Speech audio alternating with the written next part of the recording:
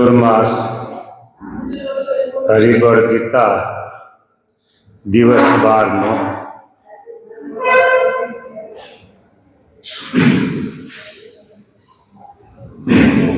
કાલનું પદ થોડુંક બાકી હતું.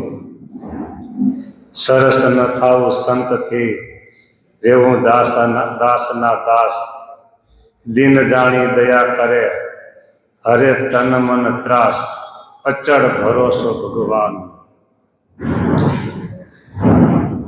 દાસના લક્ષણની વાત 14ના વચનામૃત પ્રમાણે આપણે કરી હતી કાલે. એ વાર્તા અનુપમ છે, નિર્વિઘ્ન નિહાળો, નિષ્કુળાનંદ બીજી વાર્તા, હરી વિઘ્ને ભાળો.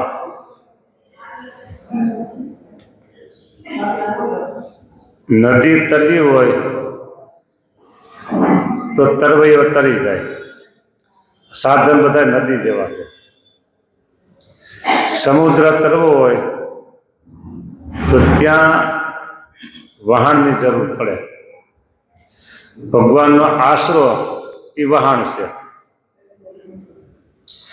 એ વાર્તા અનુપમ છે, નિર્વિઘ્ન નિહાળો. આશ્રય કરીને જે કલ્યાણ એ નિર્વિઘ્ન માર્ગ છે. નિષ્કુળાનંદ બીજી વાર્તા, હરી વિઘ્ને ભારો.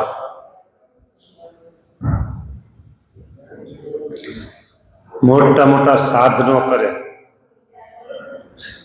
છતાં એમાં વિઘ્ન છે માટે.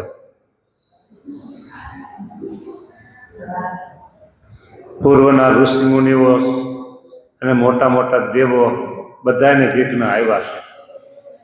એટલે અચળ ભરોસો, જે આપને સ્વરૂપની પ્રાપ્તિ થઈ છે એ સ્વરૂપના વિશે અચળ ભરોસો. બસ કેના જેવો એક નિર્વિઘ્ન માર્ગ નથી. નિર્વિઘ્ન છે નાથનું શરણજી, નિજ સેવકને સદા સુખ કરણજી. જોગ અજોગ થયું હોય આચરણજી, તેના અઘના ઓઘનું હરણજી. હરે અઘના ઓઘને છે એવું પરમ પાવન, જે જે જન એને આશરા તે સર્વે થયા ધન્ય ધન્ય. ગોપીને ગોવાળ બાળ, ગાય ગોધાને વત્સવરી, અઘાસુર બકાસુર ને બકી, એ આજે બીજા મરી. કુબજાને વળી કંસ આદિ, શાલવને શિશુપાળ, એવાને અભય આપ્યું બીજો એવો કોણ દયાળ. પાંડવને પાંચાલી વળી, કુંતા સમાન નહીં કોયા, સૌનું શાસ્ત્ર માહી સાંભળ્યું નેક નિર્દોષ ન કોયા.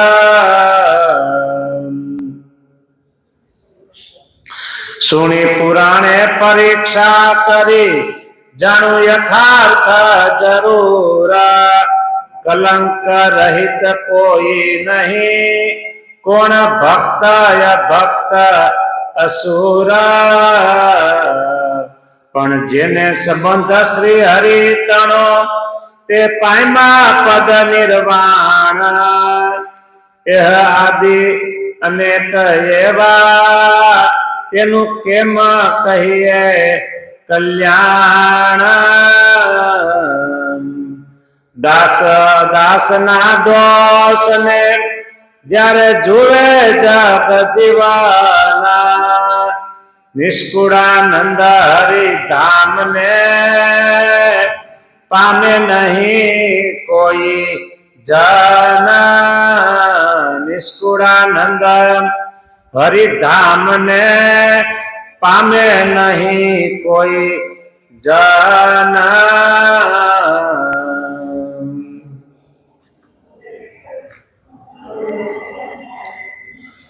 આગલા પદના અનુસંધાને સ્વામી એવું કે છે, નિર્વિઘ્ન છે નાથનું શરણું, નિજ સેવકને સદા સુખકારી, જોગ અજોગ થયું હોય આચરણ, એવા વાતાવરણમાં આવી ગયા જોગ અજોગ, કોઈ વિપરીત વાતાવરણમાં આવી ગયા અને ખરાબ આચરણ થઈ ગયું. હા, ભગવાનની આજ્ઞા લોપાઈ ગઈ, ભગવાનની આજ્ઞા લોપ થતો હોય એવું કંઈક આચરણ થઈ ગયું. હવે શું કરવું એ મોટો પ્રશ્ન આવે. બીજા કોઈ જાણતા ન હોય, પોતે એક જ જાણતા હોય. તો કીધું કે તેના અઘના ઓઘનું હરણ, ભગવાનનું શરણું છે એ તેના અઘ પાપના સમૂહને, અઘ ઓઘ પાપનો સમૂહ હોય તો એને એ નાશ કરી દેશે, હરી નહીં. આટલો ભગવાનના આશરાનો પ્રતાપ છે.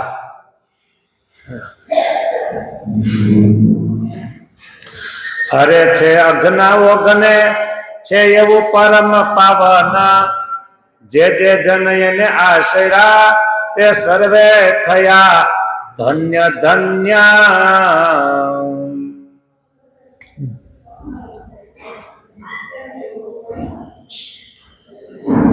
ભગવાનને શરણે આવે છે એટલે એને ધન્ય ધન્ય છે. આવું એક વચનામૃત છે.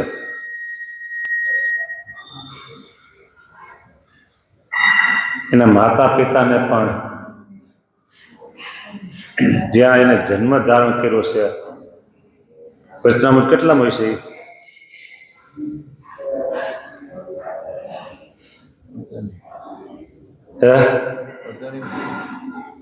બંધુના પદનું 48. આવા પુરુષે જેને ઘેરે જન્મ ધર્યો છે એના માતા પિતાને કે મારે ધન્યવાદ. 48મું વચનામૃત બંધુના પદ, એનું થોડુંક આપણે જોવું છે, આખું નથી જોવું. હા, ભગવાનનો આશરો, અહીંયા આશરાની વાત છે અને બંધુના પદમાં ભગવાનની મૂર્તિનું ચિંતન એની વાત છે.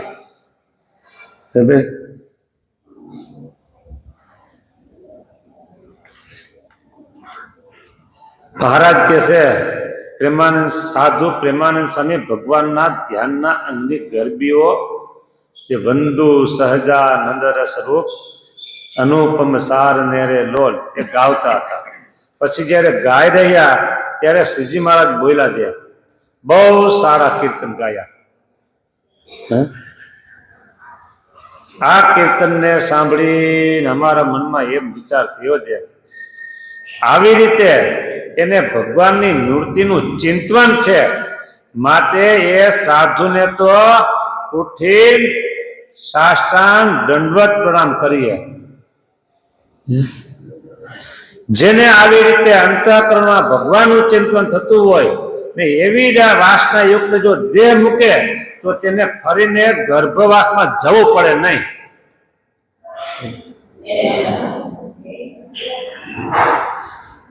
ગર્ભવાસનું દુઃખ સાંભળી મોટા મોટા મુનિઓ ત્રાહી ત્રાહી પોકારે છે.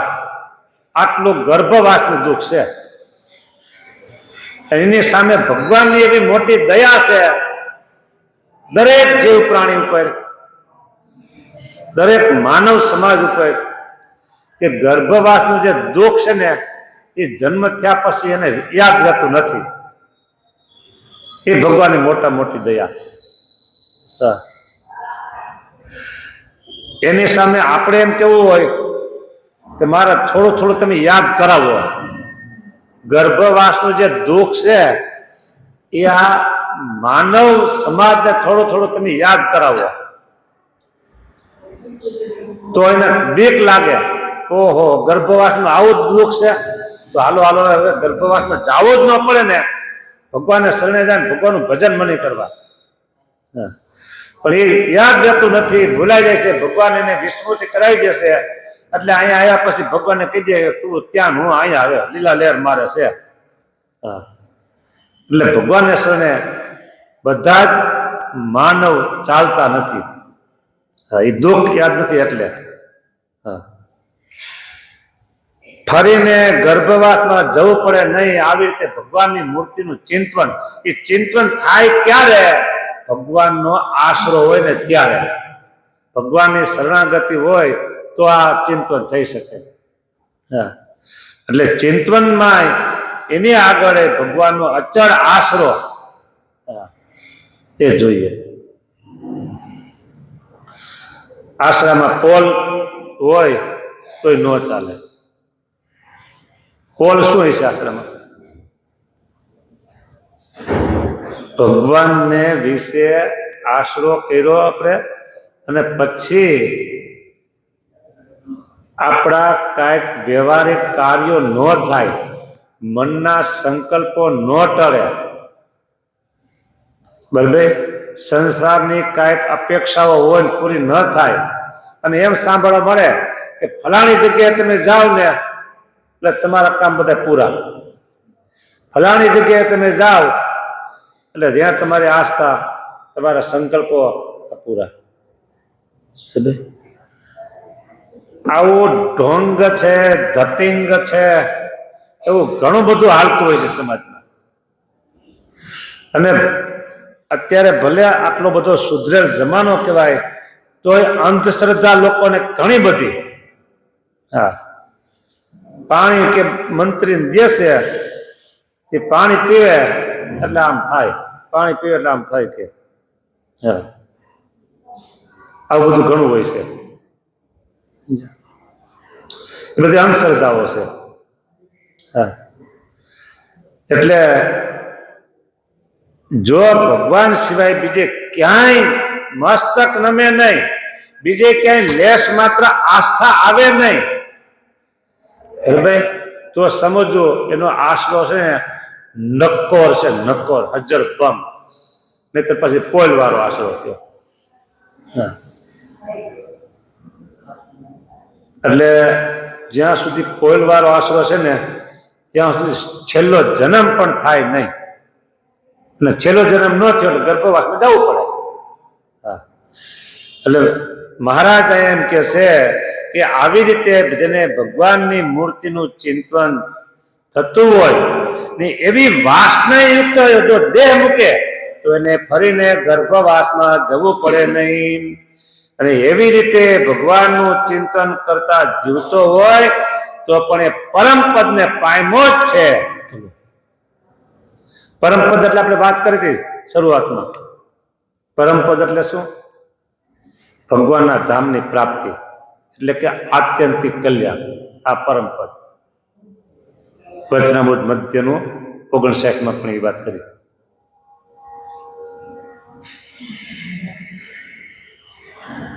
જીવતો હોય તો પણ એ પરમપદને પામ્યો છે. આપણે વાત કરી હતી કે એક પગ અહીંયા અને એક પગ અક્ષરધામમાં. આપણે આમ ડૂટી સુધી, નાભી સુધી નક્કી થઈ ગયું હોય કે આપણું કલ્યાણ તો થઈ ગયું છે, થઈ ગયું છે, થઈ ગયું છે. એટલું જ નહીં, મારું દર્શન કરે ને એનું કલ્યાણ, મારી વાત સાંભળે ને એનું કલ્યાણ, મારા ચાંદલાના કોઈ દર્શન કરે ને એનું કલ્યાણ, મારા જોગમાં આવે એનું કલ્યાણ. અરે જાણતા અજાણતા તમારી ઘરે કોઈ પાણી પી ગયું ને તમારા ગોરાનું, એનું કલ્યાણ. પછી બીજું શું કીધું ગુણાતીતાન સ્વામીએ? તમે કોઈકની ઘરે જઈને પાણી પીવો ને તમે એનું કલ્યાણ. આ મોટા પુરુષો જે કઈ બોલાય છે એ વિચારીને બોલાય છે ને. હે આટલો નિશ્ચય થઈ ગયો અને આવી રીતે આપને વિશ્વાસ હોય કે ના કલ્યાણ થઈ ગયું છે, તો એનો આશરો નકોર છે. અને છતે દેહ અહીંયા કીધું કે એ જીવતો હોય તો પરમપદને પામ્યો છે. એટલે આપણે નક્કી એક પગ ત્યાં એક પગ અહીંયા, એટલે આપણું કલ્યાણ થઈ ગયું છે. એ પગ મુકાઈ ગયો ત્યાં. બાકી આ દેહનો જે પગ દેખાય એ કઈ ઉપાડો ત્યાં નથી મૂકવાનો. નક્કી થઈ ગયું હોય 100%, એટલે પગ મુકાઈ ગયો. પછી આપણે વાત કરી હતી કે આ દેહ દેખાય છે એ સર્પની કાંચરી વધશે. બસ સર્પની કાંચરી ઉતરી જાય એવા આત્મા ઉપર આ દેહ રહેલો છે એ ઉતરી ગયો, એટલે ધામમાં પામી ગયેલા છીએ. પણ નક્કી અત્યારે થવું જોઈએ. હા, અને નક્કી થવા માટે સંત સમાગમ કરવો પડે, કથા વાર્તા સાંભળવી પડે.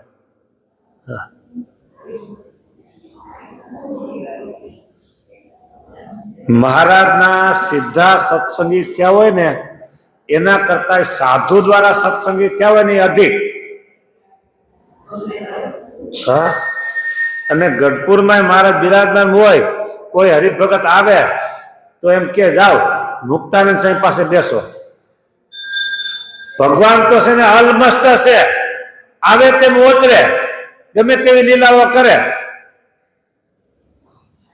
મુનિ બાવાને અવળું પડ્યું હતું. મુનિ બાવાને અવળું પડ્યું હતું.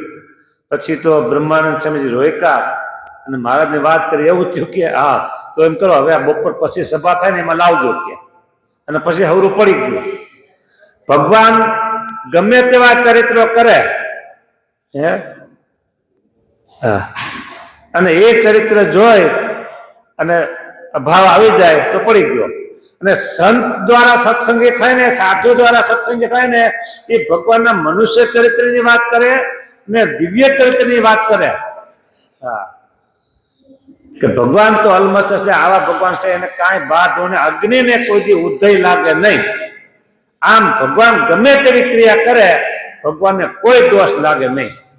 આવી રીતે ભગવાનને વિશે નિર્દોષપણું અદોષપણું સમજાવી નિશ્ચય કરાવ્યો હોય તો એને વાંધો ના આવે. એટલે સાધુના સત્સંગી, સાધુ દ્વારા સત્સંગી ત્યાં એ અધિક મહારાજે કીધું. હા, એટલે સંત સમાગમ કથા વાર્તા સંભળાય તો આ બધી સમજણ આવે અને તો એમ થાય કે ના આપણે પરમપદ એટલે કે અક્ષરધામને આપણે પામી જ ગયા છીએ, છતે દેહ બાકી નથી. હા, અને જ્યાં ઉદ્ધાર હોય ને એનો કોઈ ભરોસો નહીં, ઉદ્ધાર વાતનો ભરોસો નહીં. હા, પરમ પદને પામ્યો છે અને જેવા શ્વેત દીપમાં નિરંમુક્ત છે તેવો જ એ પણ નિરંમુક્ત થઈ રહ્યો છે. દેહ ક્રિયા તો યોગ્ય હોય એટલી સહજે થાય છે. હા, સામાન્ય ભક્તથી લઈ અને મોટા મુક્ત સુધી દરેકને દેહ ક્રિયા તો હોય જ. એટલે દેહ ક્રિયા છે એ તો સહેજે થાય છે. જેને ભગવાનના સ્વરૂપનું એવી રીતે ચિંતન થાય છે તે તો કૃતાર્થ થયો ને તેને કાંઈ કરવું બાકી રહ્યું નથી. અને જેને ભગવાન વિના બીજા પદાર્થનું ચિંતન કરતે તકે દેહ પડશે તેને કોટી કલ્પે દુઃખનો અંત આવતો નથી. આ ભર શિયાળામાં પરસેવે રેપ જેપ કરી ને એવી વાત છે, સમજાય તો. હે, ભર શિયાળામાં પરસેવે રેપ જેપ કરી દે, બોલો. ભગવાન વિના બીજા પદાર્થનું ચિંતન કરતો હોય અને દેહ પડી ગયો તો કોટી કલ્પે દુઃખનો અંત આવતો નથી. કોટી કલ્પે હો. હા, કોટી એટલે કરોડ અને કલ્પ છે ને, હા, કલ્પ એટલે ગણાવું તમને, 4 કરોડ, 4 અબજ, 4 અબજ ગણજો, ધ્યાન રાખજો કેટલા વર્ષ થાય. 4 અબજ 32 કરોડ, 4 અબજ અને 32 કરોડ આપણા વર્ષ જાય ત્યારે 1 કલ્પ થાય. આવા કરોડ કલ્પે દુઃખનો અંત આવતો નથી. એટલે કીધું કે ભર શિયાળામાં છે ને ધ્રુજાવે ચડી જાય, પરસેવે રેબઝેબ થઈ જાય. જો ભગવાન એના બીજું ચિંતન કર્યું અને દેહ પડી ગયો, વાત પૂરી થઈ ગઈ. એને માટે અચળ ભરોસો ભગવાનનો આશરો જો એને માટે, અને તો જ આ ભગવાનનું ચિંતન થાય. આશરો હોય તો જ. આ કોણ બોલ્યું છે? સ્વામિનારાયણ ભગવાન બોલ્યા છો. ફરીને સાંભળો જો. હા,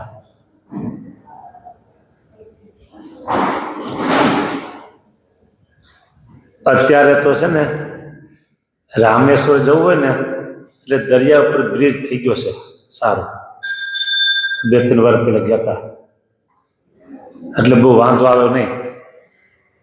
પણ જ્યારે હું વિદ્યાર્થી હતો અને એ વખતે 4 ધામની યાત્રા નીકળી હતી અને ડબ્બા હતા 13, રેલવેના 13 ડબ્બા, એક માલ સામાન 14 ડબ્બા. અને જૂનવાણી બ્રિજ બધા અગાઉ બધાને એલર્ટ કરી દીધા. એક માણસ ચાલે ને એટલી ગતિએ ગાડી ચાલતી હતી અને બધા જ ડબ્બામાં ભજન ધોનો. હા, આ મોટું સાહસ છે કે એલર્ટ કરી દીધા, સાવધાન કરી દીધા. આ વીમો છે કે ભાઈ. અને પછી ભજન શરૂ થઈ ગયું ખરેખર. એમ અહીંયા એલર્ટ કરે છે મહારાજ પોતે. શું કે જો ભગવાનનું ચિંતન, ભગવાન વિના બીજો ચિંતન, બીજા પદાર્થનું ચિંતન કરતે કરતે જે દેહ પડ્યો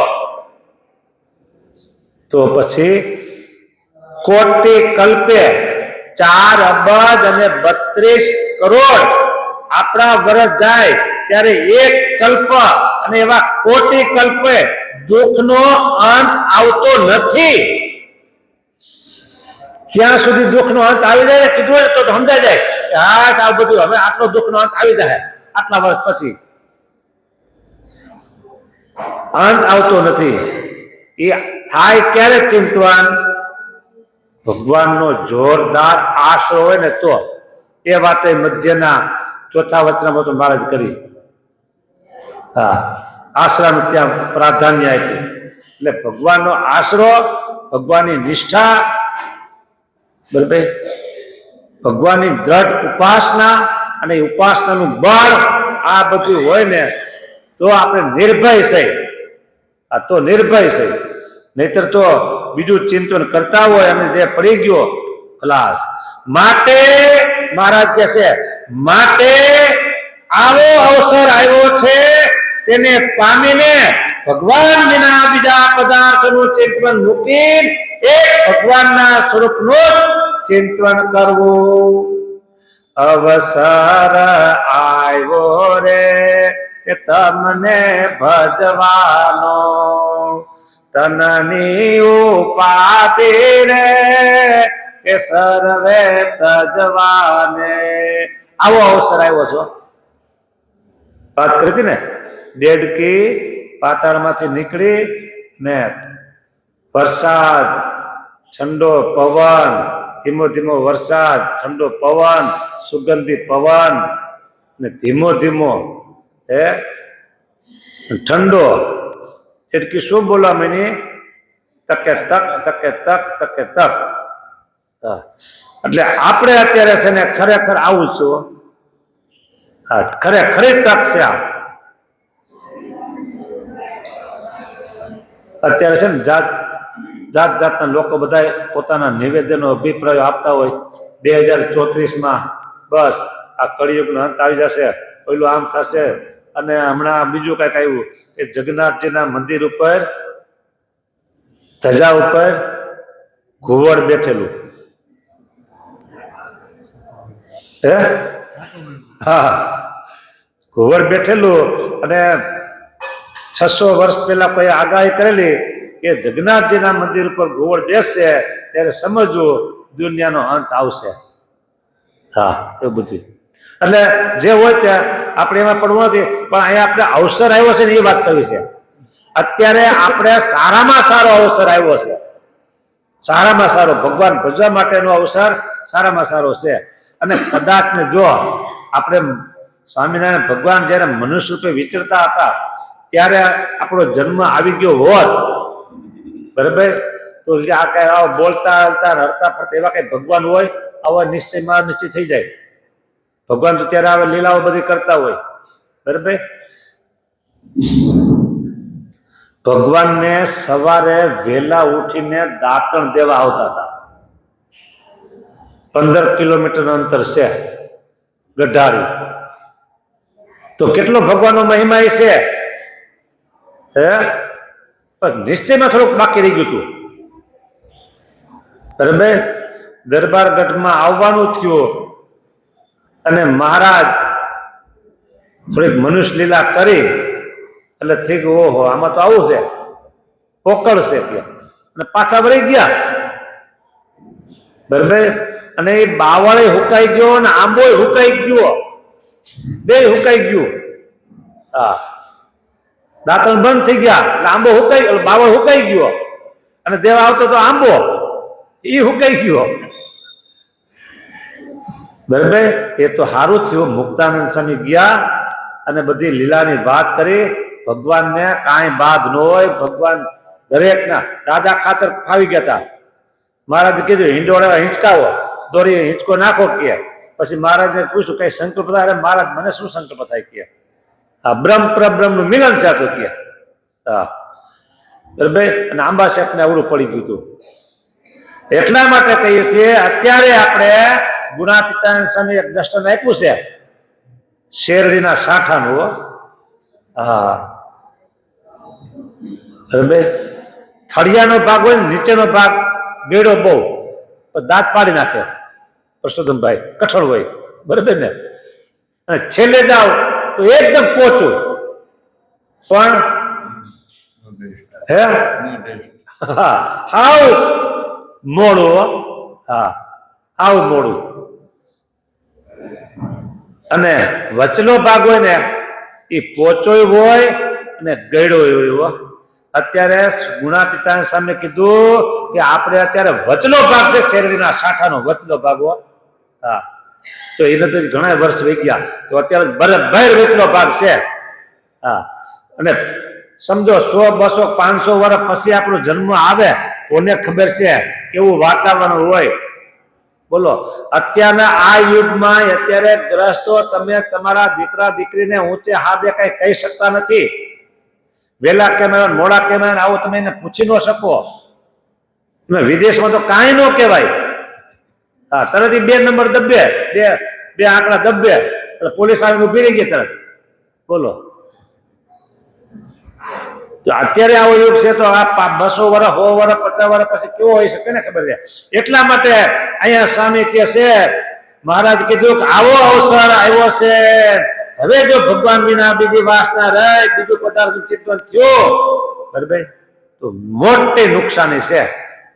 એટલે આપણા માટે અત્યારે સારામાં સારો અવસર આવ્યો, સારામાં સારો અવસર આવ્યો છે. જો ભૂકંપ થયો ભુજનો, એટલે ત્યાંથી મંદિરને પછી ખસેડવું પડ્યું. ભગવાનની દયા કે મૂર્તિઓને કાંઈ ન થયું, બરાબર. એટલે એમ કહી શકાય હજી એનું એ મૂર્તિ ને એનું એ મંદિર કહી શકાય. પણ હજારો વર્ષ વહી જાય તે દિવસે આપણે એવો ન સંકલ્પ કરાય, કલ્પના ન કરાય. પણ જે અત્યારે આપણે બધી મંદિરોની પ્રસાદી વસ્તુઓની દિવ્યતા છે એ કેને ખબર? હે અત્યારે જે આપણા સંપ્રદાયની અંદર બધી ભવ્યતાઓ છે, દિવ્યતાઓ છે, અને એ શાસ્ત્રોની બધું આ યુગ સમય તો પરિવર્તન આવ્યા કરે, તો એ પરિવર્તન આવી ગયો વર્ષો પછી. આ સંપ્રદાય 1000 વર્ષ કે 2000 કે 5000 વર્ષ છે, આ તો લાખો વર્ષનો છે, કરોડો વર્ષ ચાલશે. પૃથ્વીનું તળ, સમુદ્ર, પૃથ્વી પર સમુદ્ર છે, આકાશમાં સૂર્ય અને ચંદ્ર છે, ત્યાં સુધી આ સત્સંગ છે. બરાબર? તો અત્યારે આપણા માટે છે ને આ અવસર સારામાં સારો છે. ભવિષ્યની ચિંતા આપણે કરવી નથી, આપણા માટે છે. માટે મહારાજ એમ કે છે કે આવો અવસર આવ્યો છે, તેને પામી ભગવાન વિના બીજા પદાર્થનું ચિંતન મૂકી એક ભગવાનના સ્વરૂપનું જ ચિંતન કરવું. પછી ભેગું ભેગું બીજું ન કરવું, એક જ ચિંતન કરવાનું કીધું, એક ભગવાનનું જ ચિંતન કરવાનું કીધું, એક ભગવાનનું જ. હા, એટલે આનો બે અર્થ આપણે કરી શકીએ. એક ભગવાન એટલે આપણે મેળા છે એનું બીજું એકનું જ, પછી બીજાનું ભેગું નહીં. હા, અને જો હવે થોડુંક કન્સેશન મળે છે. હા, જો ભગવાનના સ્વરૂપનું ચિંતન થઈ ન શકે તો પણ ધર્મ, જ્ઞાન, વૈરાગ અને ભક્તિ તેને યુક્ત એવા જે આ સાધુ એટલે કથા કરતા હોય ત્યારે પોતાના હૈયા તરફ પોતાની છાતી પર આંગળી નહીં કરવાની. આ સાધુ એટલે પ્રેમાનંદ સ્વામી તરફ આંગળી કરવાની. મહારાજે પ્રેમાનંદ સ્વામી તરફ આંગળી કરેલી છે. અને અત્યારે આપણે કથા કરતા હોય ને વાંચતા હોય અને એમ કહ્યું હોય તો કરી શકીએ કે આ સાધુ પોતાની છાતી પર આંગળી કરીને, તો સમજવું મહારાજનો સિદ્ધાંત આપણે સમજ્યા નહીં. પણ આ સાધુ એટલે પ્રેમાનંદ સ્વામી જેવા એ ચિંતન કરતા હોય ને એવા તેને યુક્ત આ સાધુ તેને મધ્ય પડી રહેવું. કાંઈ આવડતું ન હોય, કાંઈ ખબર ન પડતી હોય ને તો આવા સાધુના જોગમાં પીડા જાય હોય ને તો એનું કામ થઈ જાય. હા, ગરુડ છે ને એ ભગવાનના ધામમાં પહોંચી જાય, પણ ઉંદેડાને પહોંચવું હોય તો હા, પણ ગરુડની પાંખમાં ઉંદેડો ચડી ગયો તો પહોંચી જાય. અને પછી એના લખણ ત્યાં ઝળકાવે ઉંદેડો રસ્તામાં, તો પછી કાંઈ મળે નહીં, હાડકું ન મળે. હા, લખણ ઝળકાવે તો. એટલે સંતના મધ્યમાં રહેવાનું, સંતની ભેગા રહેતા હોય, બધી ક્રિયા જોવામાં આવે, પછી એમ થાય લ્યો, બસ લ્યો એમ થયો એટલે સમજો લખણ ઝળકાવ્યા. અભાવ નો આવવો જોઈએ.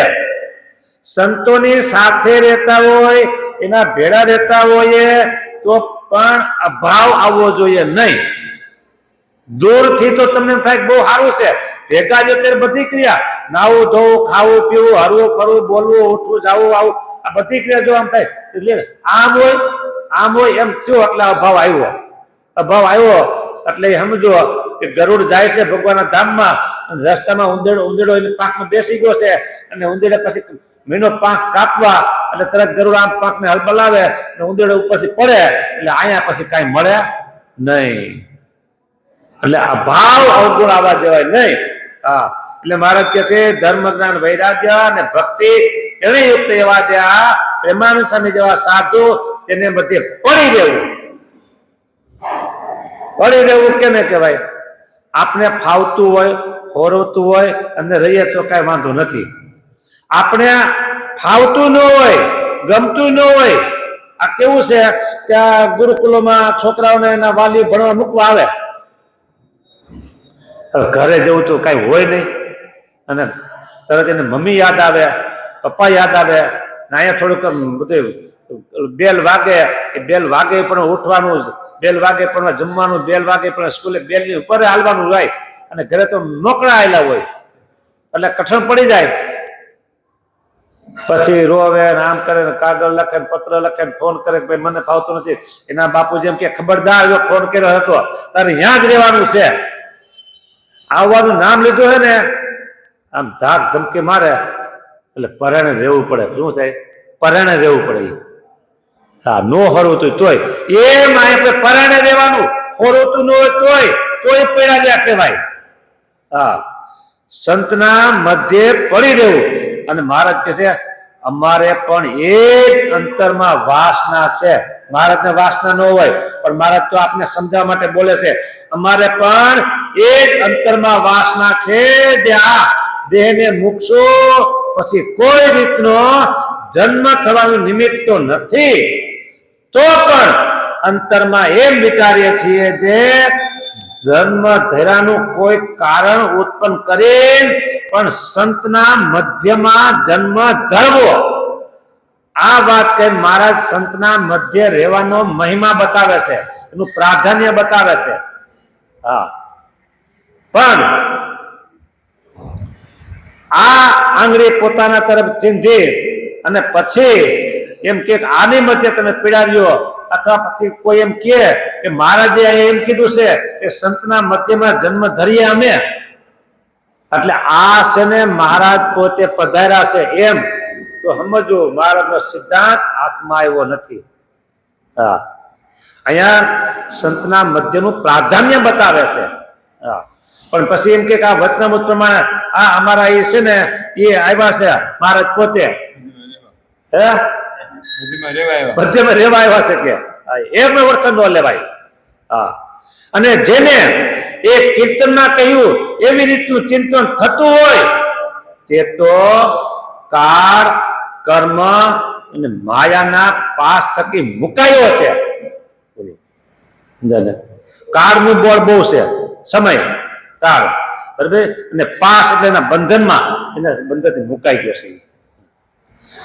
હવે કે છે કે જેને ઘેર એવા પુરુષે જન્મ ધર્યો તેના મા બાપ પણ કૃતાર્થ થયા. જેને જે જને એની આશરા તે સર્વે થયા ધન્ય ધન્ય. આ પંક્તિમાંથી આપણે આ વચન લીધું, થયા ધન્ય ધન્ય. બરાબર, મહારાજ એમ કે છે કે આવી રીતે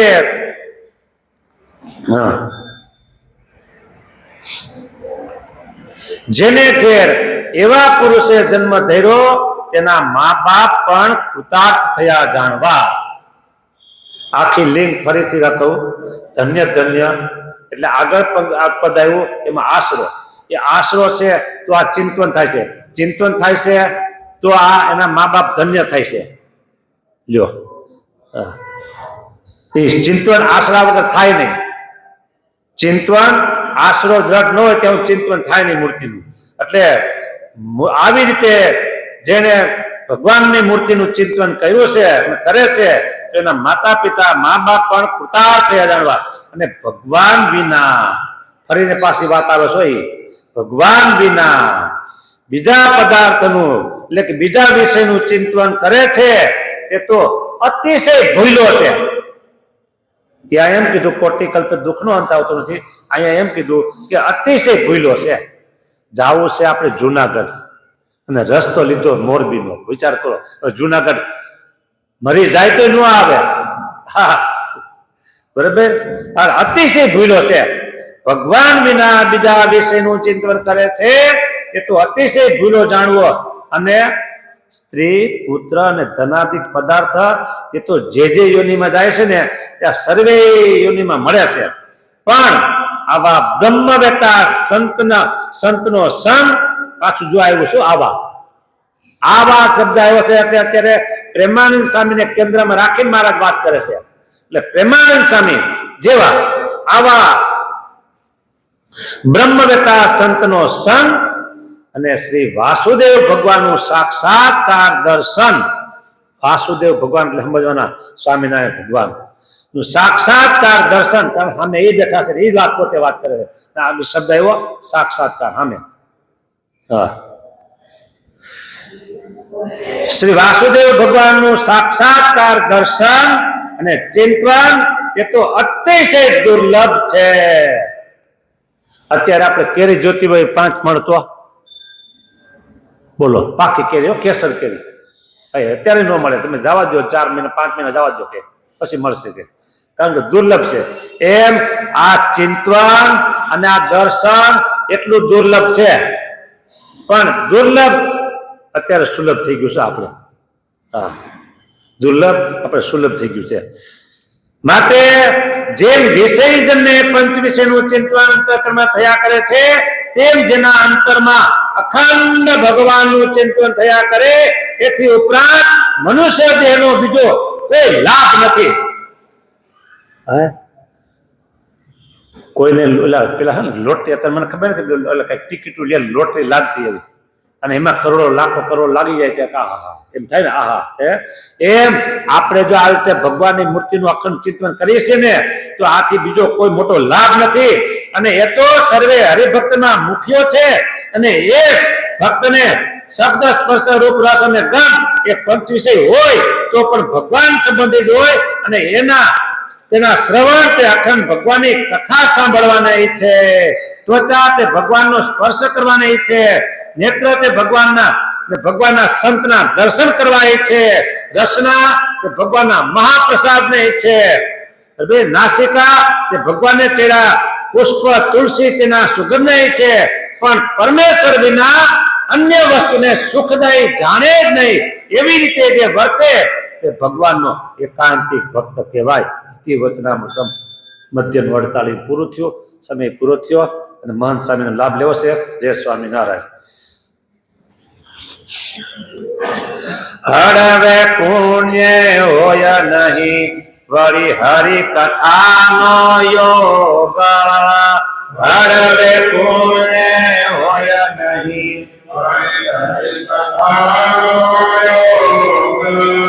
મોટે ભાગે મળે તારે ભારે મહાભવ રોગ,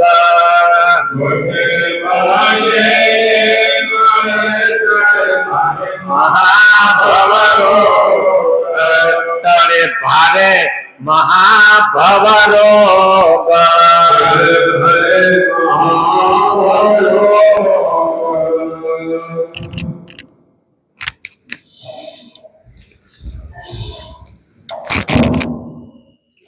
આવો અવસર ફરી ફરી નહીં આવે, પ્રેમાનંદ તારે દાઈને કવેરાય,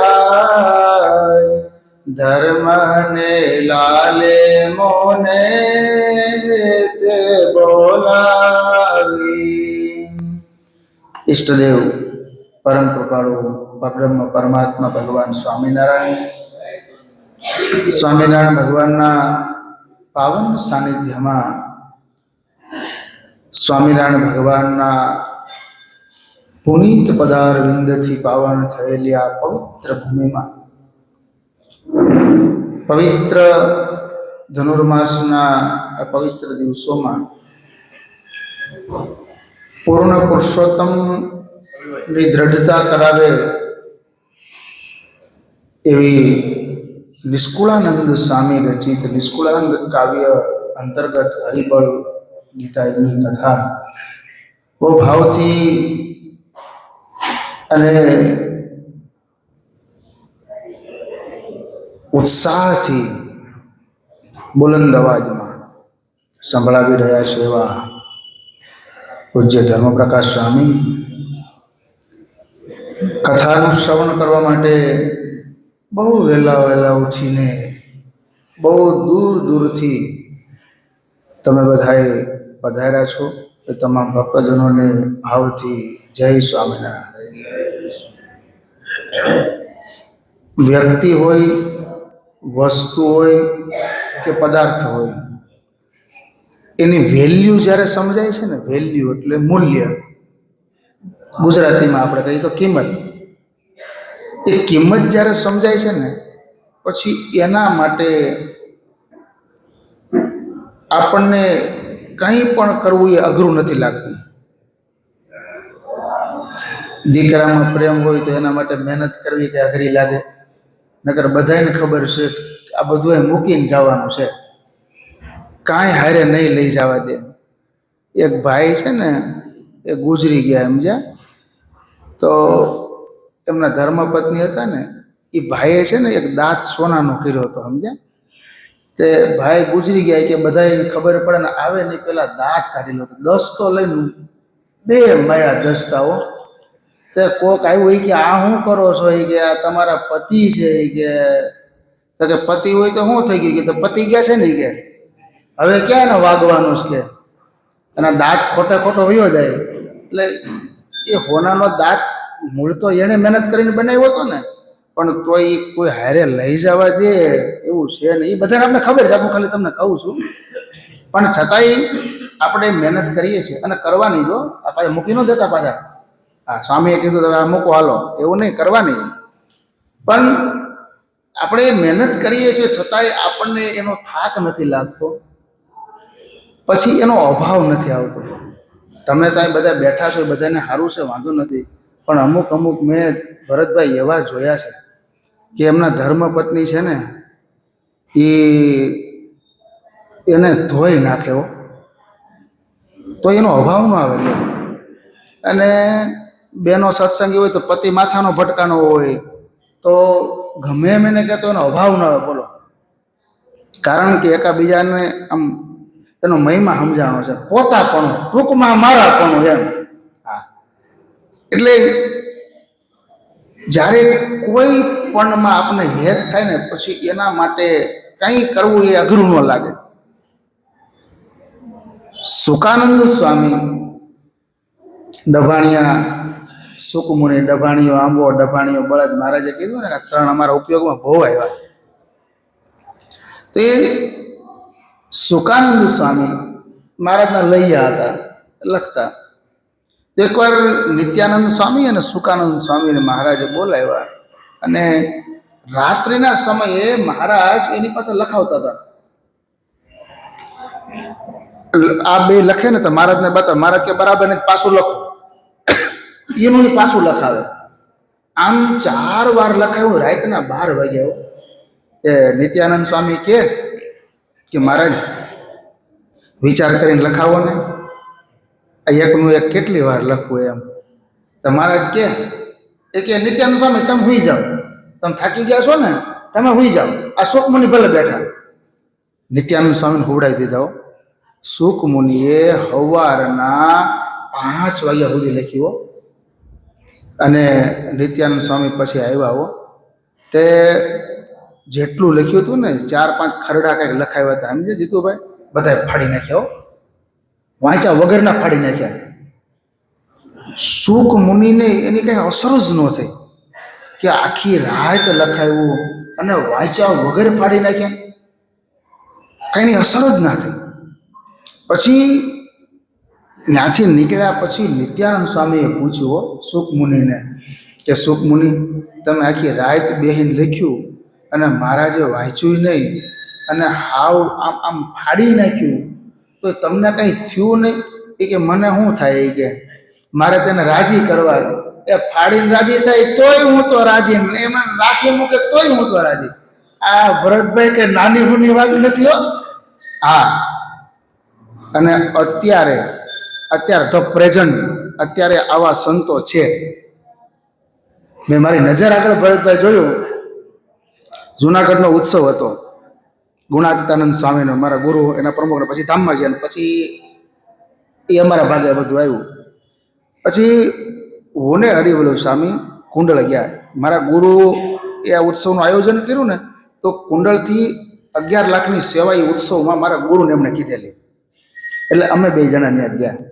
પછી ઓફિસમાં બેઠા જ્ઞાનજીવન સ્વામીની પાસે બેઠા પછી એમના કોઠારી હતા ને કોઠારી બદલતા હોય છે તો કોઠારી હતા સ્વામી ત્યાંના એને બોલાવ્યા અને એક ચિઠ્ઠી બુક હતી એટલે અમને કીધું કે કયા નામનો ચેક લખવાનો છે એટલે અમે કીધું શ્રી ગુણાતીતાનંદ સ્વામી દ્વિશતાબ્દી મહોત્સવ આવું નામ છે એ નામનું ખાતું ખોલેલું તો એ સ્વામીને જ્ઞાનજીવન સ્વામીને કે લખો એટલે સ્વામી લખ્યું કે આ ક્યાં બરાબર છે કે ફાડી નાખ્યું બીજું લખો તો એ કે જી ગુરુજી એની મોઢાની રેખા ભરતભાઈ નો બદલે 8 વાર લખાયું બોલો 8 વાર એને લખાયું જ્ઞાનજીવન સ્વામીએ છતાંય સાધુ હસતા આ ગુરુજી ભૂલ થઈ ગઈ ગુરુજી આ હરખો લખો ગુરુજી સ્વામી આ તાહું કેમ લખ્યું કે સીધું લખી એમને ફાડી નાખે ભરતભાઈ ના મોઢાની રેખા નો બદલ્યો પછી મેં કીધું સ્વામી તમે તો વડીલ છો, અમારા ગુરુ છો, અમે તમને દંડવત કરી પણ આને 5 દંડવત કરવા પડે હો.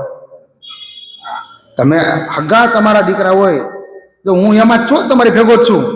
હા હગા તમે પગે લાગો આમ, હો સ્વામી કેમ છો, કોટર સાહેબ મજામાં, ત્યાં બધું બરોબર જ હોય. મેં ન કીધું સરફ જાતો હોય આમ ફોવાળો જ લાગે, પણ પોસડી દબાઈ ખબર પડે આમ ફેણ માંડે. એમ ક્યાં હગવો દીકરો આપણો હોય અથવા આપણો ભાઈબંધ હોય કે હરિભગત હોય જેની પર અપારયત હોય આપણે, છતાંય એકવાર દીકરાને આપણે કહીએ એટલે કે હું કીધું હગો બાપ બીજી વાર પૂછે હું કીધું એટલે પાછો દીકરો કે પછી આપણે શું કીધું, અને પછી જે દીકરો કે ને એ ધીમે ધીમે ટોન વધતો જાય. સાંભળતા નથી, કેટલી વાર કેવું એકને એક વાત, આમ ટોન બદલી જાય હો. એના બદલે 8-8 વાર લખાવે ને તોય. અને બીજું આજે મોટા મંડળો છે ને જેમાં 15, 20, 25, 30, 35, 40, 50 સંતો છે ને, એ ક્યારે રહી શકે એના અહમને ઓગાળી નાખે. કોઈ પણ પ્રસંગ હોય, પત્રિકા આવે ને તો ગુરુનાથનું જ નામ હોય, બીજા કોઈનું નામ ન હોય, અને છતાંય એટલા સમર્પિત ભાવે કામ કરતા હોય. એ બેંકમાં કોઈનો ખાતું ન હોય, પ્રાઇવેટ કોઈની પાસે રૂપિયા ન હોય, અને જે કરતા હોય એ માત્ર ભગવાન અને ગુરુને રાજી કરવાય. નિત્ય સ્વરૂપ સ્વામી છે તો સંગીતની એની ટીમ છે, આખું બધું ગોઠવતા એ ટીમ છે સંતોની, એ એકલા બધું ના થાય, છતાં એનું કે નામ જ ન આવે. અને તોય એને નામની અપેક્ષા નહીં. જે પોતાના અહમને ઓગાળી શકે એ જ આ મોટા મંડળમાં રહી શકે ને ભજન કરી શકે. એટલે આમાં ગુણ લેવા જઈએ ને તો આમાં કેટલા બધા, મને તો હું તમારો ગુણ લઉં તો મને પહેલો ગુણ એ આવે કે તમે બહુ સારા હરિભગત છો, કે કેટલા વહેલા ઉઠો, તમારું ઘર કેટલું દૂર હશે, કેટલા વહેલા ઉઠતા હશો, પછી નાઈ ને પછી પૂજા કરતા હશો, પૂજા કરીને પછી ત્યાંથી ટાઈડમાં અહીંયા સુધી આવતા હશો, એ અહીંયા પાછા તમે હવા 6 પહોંચી જાઓ, એ કેટલા વહેલા ઉઠ્યા છો તે હવા 6 પહોંચ્યા હશો. અમુક હરિભગત તો 4 વાગે આવી જાય, બોલો દરવાજો ખુલ્લો નથી, અંદર આવ્યા નથી, તે કેટલા વહેલા ઉઠ્યા છે, સ્નાન કર્યું હશે, ત્યાંથી ઘરે ક્યાંય આવતા 10 મિનિટ લાગી હશે, તે કેટલા ઉઠ્યા છે. હે આવું જોઈતી ખબર પડે. અમે અહીંયા ના છીએ તો પથારી પકડી રાખે, માંડ પોગાઈ જાય હવા 6, 6:30. હે ધર્મ પ્રકાશ સ્વામી, અને પછી વહેલા ઉઠ્યા તો બેઠા પછી આપણે સમાધિ ઝોલા ખાતા હોય, આવું થાય. સમજ્યા? તો એ આ અઘરું છે ભરતભાઈ. તો એ કેટલો મહિમા, એટલે ગુણાતીતાનંદ સ્વામીએ કીધું કે મહિમા સમજવો. અમારા ગુરુને યાદ કરો, એ આ વાત કરે. ગુણાતીતાનંદ સ્વામીએ વાતોમાં એવું લખ્યું છે કે મહિમા સમજવો એનાથી બીજું કોઈ મોટું સાધન નથી. સાધન કરીને મરી ગયા, કોહ જોડીને વાડી કરવી, દાખલો કેટલો. મહેનત કરે માનવી તો 5 વીઘા પાય, પણ રામ રીજે રાઘવા તો 9 ખંડ લીલા થાય. એ માનવ મહેનત કરે ને, આખી રાત કોહ હાકે ને તો એ માંડ 5 વીઘા પીવે, પણ અનરાધાર વરસાદ થાય તો 1 વેચ ધરતી કોરી નો રે. અમારા ગુરુ આમ બોલતો, હા હું એની કાર્બન કોપી કરું છું, એ આવું બોલતો, એનો અવાજ તો બહુ મીઠો હતો. તો એ એવું કહેતા કે સાધન વચ્ચે કલ્યાણ કેવું છે, તો કે 5 વીઘા તમે પાવ ને એવું, પણ મહિમા વચ્ચે કલ્યાણ કેવું, તો કે રામ રીજે રાઘવા તો 9 ખંડ લીલા થાય. એવું સાધન વચ્ચે, એટલે ઓછા પ્રયત્ન, ઓછા સાધને જાજી પ્રાપ્તિ થાય. પણ મહિમા હોય તો, મહિમા સમજવો એ તો બહુ અઘરી વાત છે. કારણ કે તમારે અમારો મહિમા હજી સમજાય, દીકરાઓને સંતોનો મહિમા હજી સમજાય, પણ હરિભગતનો મહિમા સમજવો એ બહુ અઘરું છે. સંતોનો મહિમા સમજવો એ બહુ અઘરું છે. આ બહુ અઘરું છે. દીકરો હોય એ અમને પગે લાગે, પણ બાપાને, એના પપ્પાને પગે લાગવાનું, મમ્મીને પગે લાગવાનું તો એને અઘરું પડે. બીજું અમારામાં ભાવ હોય એટલો મમ્મી પપ્પામાં ભાવ રાખવો એ અઘરો પડે. અઘરો એટલા માટે પડે કે સાથે રહેવાનું, તમે એને પસંદ ના પસંદ હોય એની તમે વાત કરો, આમ નહીં કરવાનું બેટા, આપણે આમ જ કરવાનું, ટાઈમે ઘરે વહી આવવાનું, ટાઈમે ખાઈ લેવાનું, આ બધું કયો. એટલે એ છોકરાને કઠણ પડે. પણ એ છોકરાને જો મહિમા સમજાણો હોય કે મારા પિતા છે, આ મારા મમ્મી છે, એ જે કંઈ કહેતા હશે એ મારા સારા સાટું કહેતા હશે, તો કઈ વાંધો આવે નહીં. એટલે આપણે સ્વામિનારાયણ ભગવાનની આપણે ઓળખાણ થઈ. પ્રેમાનંદ સ્વામી કે આવો અવસર ફરી નહીં આવે, પ્રેમાનંદ તારી દાયીને કાવેરા ધર્મને લાલે મોને તે બોલાવી. ઓલું આપણું બાકી હો, પરમ દિવસનું બાકી છે એ હવે કાલે વાત. હા, જનુની જીવોરે ગોપીચંદની વાળી જે વાત છે, બાજનદાસ ઉઠીને સક્યો ઉઠ્યો, બહુ બહુ બોલાયો બા ધંધજી, તેને રે દેખીને ત્રાસ ઉપજો, લીધી ફકીરી છોડ્યા ફંદ.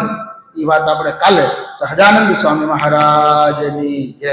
કાલ તમે છે ને 6 વાગે થઈ જજો. 6 વાગે હું ન આવું. ચાન્સ આપી ના, મારો ચાન્સ લેવો જ નથી.